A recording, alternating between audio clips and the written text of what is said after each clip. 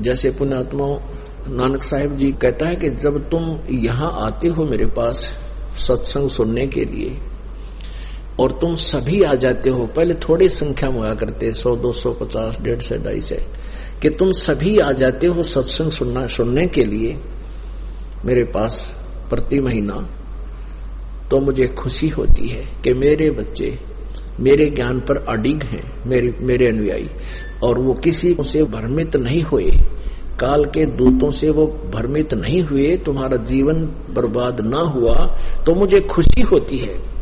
तुम साध माने जो साधना कर रहे हैं, साधक साध यानी सब बुराइयों को छोड़कर साधु रूप में जो रहते हैं, वो चाहे गृहस्थी हैं, चाहे कर्म योगी हैं या कर्म सन्यासी हैं।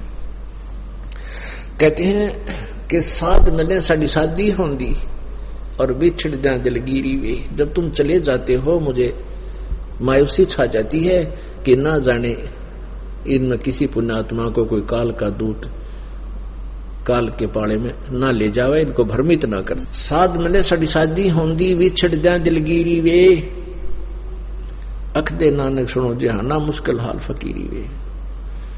कि भक्ति का करना बहुत मुश्किल है। मुश्किल इसलिए है कि काल के दूत ज्यादा हैं, काल के साधक ज्यादा हैं, और वो रंग हमारा पहले ही चढ़ा हुआ था। जरा सा कोई आकर 2-4 कह देंगे, हम फिर उसी रंग में रंग जाते हैं। तो जब तुम वापस आ जाते हो तो मुझे खुशी होती है। तुम जाते हो जब ये डर बना रहता है, ये दुख बना रहता है कि कहीं इनकी भक्ति का कोई नाश ना करते।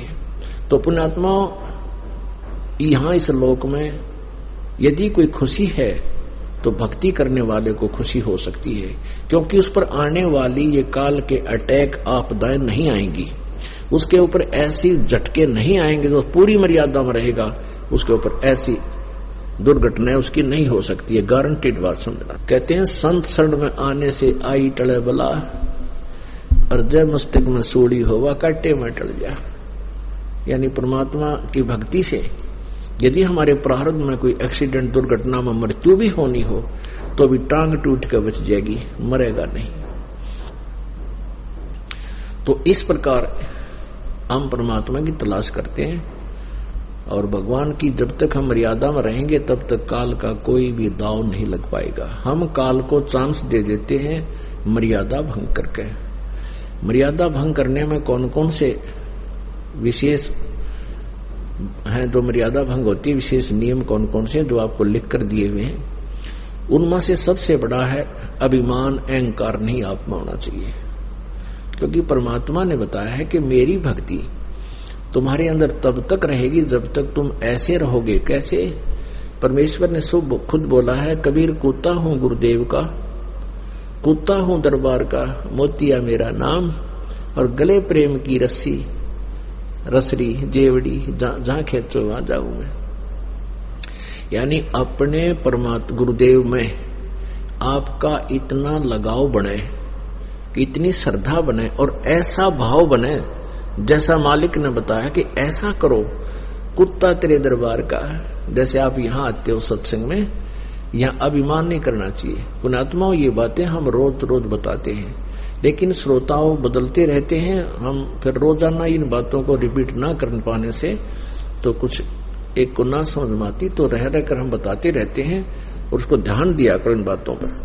परमात्मा कहते हैं ऐसे रहो यहाँ पर सच्चे दरबार में, क्योंकि यहाँ रिहर्सल करनी है हमने भगवान के पास जाने की। और जब परमात्मा आपके सामने होगा, पहले इस दास के रूप में होगा, और वहां आपकी परीक्षा होगी। जो जैसा भी यहाँ जिसने रिहर्सल में अपने आप को ढाल लिया है, जैसा जिसने मोल्ड किया है, उसका वैसा ही स्वभाव होगा जब यहाँ से जाओगे। तो जहाज में बैठाने से पहले वहां ये दास के रूप में परमात्मा विद्यमान होंगे, और आप जी का फिर वहां जैसा भी स्वभाव होगा, जैसा भी आपने यहाँ बर्ताव किया होगा, जैसे भी अंदर में सोच इस दास के प्रति होगी, आपकी वैसी ही रहेगी वहां भी। तो वहां तो आपके माथे पे जैसे कंप्यूटर में आ जाएगा ना, अपने आप यहाँ लिखा पाओगा रिजेक्टेड या एक्सेप्टेड, बस इतनी बात मिलेगी। तो उस वहां रिजेक्ट होने से पहले हम यहां सुधार करें अपने अंदर। क्या बताते हैं कि जैसे कुत्ता हूं गुरुदेव का और मोतिया मेरा नाम, गले प्रेम की रस्सी जहां खींचो आ जाऊं। क्योंकि हे परमात्मा कहते हैं कि गुरुजी तुम ना भूलियो चाहे लाख लोग मिल जा, और हम जैसे तो तुमको बहुत हैं, पर हम तुमसे हमको ना।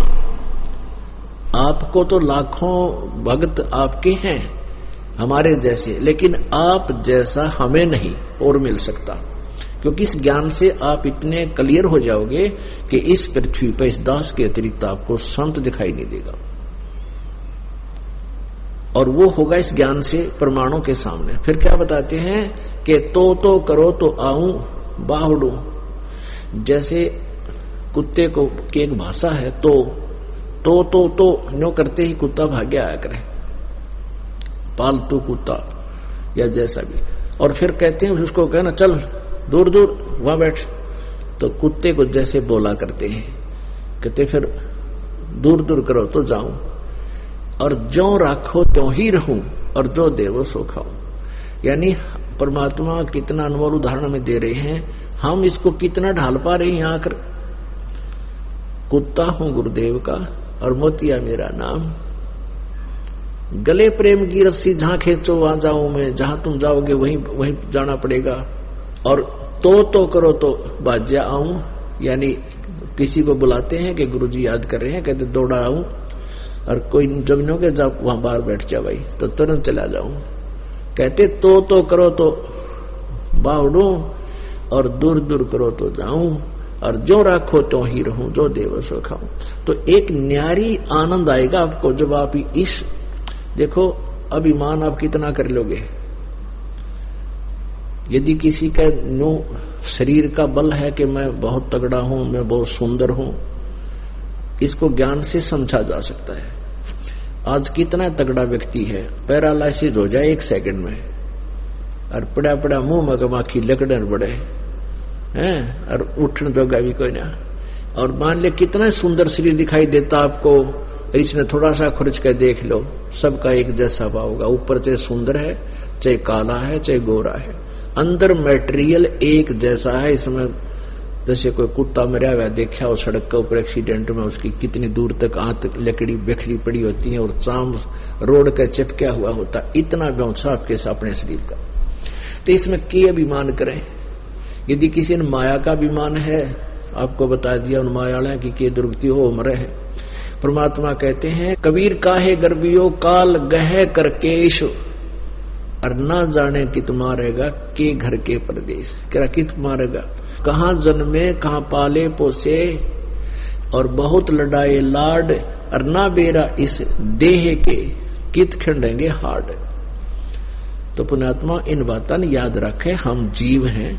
हम थोड़ी सी सुविधा या कोई राज्य पद या पोस्ट प्राप्त करके, धन प्राप्त करके हम अपने आप को भूल जाते हैं।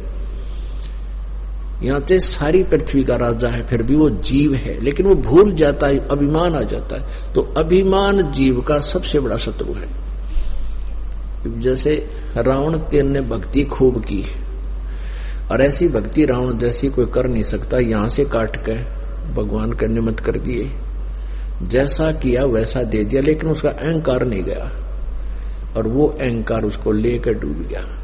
ऐसे ही भक्ति नाशक है ये अभिमान, ये जीव के आसपास भी नहीं होना चाहिए। यदि आपने सफल होना है, बाकी थारी मौज भाई किसी तरह करो, जैसा करोगे वैसा मिल ही जाएगा। अब प्रसंग चल रहा है, हम उसी पर आते हैं, क्योंकि रह कर बीच में ये बतानी पड़ जाती है कुछ मर्यादाएं, जिससे आप भ्रमित ना हो जाओ, मार ना खा जाओ। तो इन बातों को बहुत ध्यान से आपने स्वीकार करना है कि न तो यहां सत्संग में आवे, बहुत आधीनी से आवे। जैसे कबीर साहब कहते हैं, संत मिलन को चालियो तज माया अभिमाने, जो जो कदम आगे रखे है एक एक यज्ञ समान, 100 यज्ञ समान। अब संत मिलन को चाहिए तज माया अभिमान। जैसे कोई कितना बड़ा सेठ हो और कितनी उच्च पोस्ट हो किसी की, और उसको ये पता लग जाए, जैसे अपने फैमिली डॉक्टरों से वो ट्रीटमेंट करा रहे होते हैं, तो वो संकेत कर दे कि आप ऑल इंडिया में जाओ और इसका कंप्लीट चेक कराओ, ऐसा एक टेस्ट वहां होगा, हो सकता है आपको कोई और भयंकर बीमारी हो। फिर वो व्यक्ति जब मेडिकल की तरफ चलता है, ऑल इंडिया इंस्टीट्यूट की तरफ चलता है, उस समय उसको ना तो अपनी पोस्ट याद रहती, ना वो धन याद रहता जिसके ऊपर फूला फिरे था, उसको अपनी जान दिखाई देती। और वहां जाता है, डॉक्टर के मुंह की तरफ देखता रहता है, ये टेस्ट रिपोर्ट देख के बतावेगा। और जहां कहता है यहाँ लेट जाओ, तुरंत लेट जाता है, कमीज निकाल दे, तुरंत निकाल देता है, जाओ वहां खड़े हो, ले जाओ ये पर्ची, वहां टेस्ट करा के आओ, तुरंत चल पड़ता है। तो ऐसे हमने यहां रहना इस परमात्मा के मेडिकल में।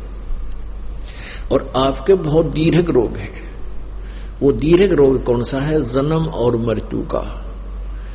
और वो ट्रीटमेंट आपका यहां चल रहा है। इस ट्रीटमेंट में सबसे बड़ा बाधक ये अहंकार है।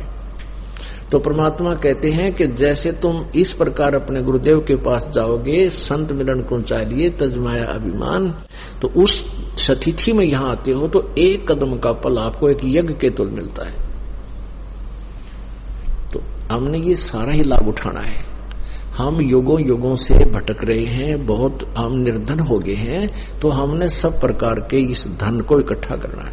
ये सोच लिया हम इतने दीर्घ रोगी हैं, हमने ग्लूकोज भी चढ़वानी पड़ेगी और सब प्रकार के कैप्सूल भी खाने पड़ेंगे, तब हम स्वस्थ होंगे। अर्थात हमारी जन्म मृत्यु का ये रोग इस ट्रीटमेंट से कटेगा। और इसके कटे बिना हम परम शांति को प्राप्त नहीं कर सकते, हम पूर्ण मोक्ष प्राप्त नहीं कर सकते। अब ये बीच में थोड़ा सा आपको ये देना आवश्यक समझ रहा था, ये दास बार बार नहीं बता पाता हूं। अब हम उसी प्रसंग पर आते हैं कि जैसे वो परमात्मा यहां आते हैं। एक तो ऋग्वेद मंडल नंबर 9 के सूक्त नंबर 1 मंत्र नंबर 9 में तो ये बताया है कि वो परमात्मा शिशु रूप धारण करके जब आता है, पूरी लीला करता है, मनुष्य जैसी बालक रूप धारण करता है, किसी मां से जन्म नहीं लेता, कुंवारी गायों के दूध से उसकी परवरिश होती है, आदि आदि। दूसरे प्रमाण ये भी दिए हैं कि वो सीधा भी आता है, कई बार एज इट इज मनुष्य जैसे शरीर में हल्का तेज पुंज का शरीर बनाकर, और अन्य यानी उस एज इट इज शरीर में वो आ जाओ जिसके एक रोमकूप में करोड़ सूर्य करोड़ चंद्रमा मिला दे तो भी रोशनी मालिक की ज्यादा, तो हम देख नहीं सकते, हमारी आंखें बंद हो जाएंगी, जैसे उल्लू सूर्य को नहीं देख सकता। तो इसलिए परमात्मा यहाँ हल्का तेज पुंज का शरीर बनाकर आते हैं।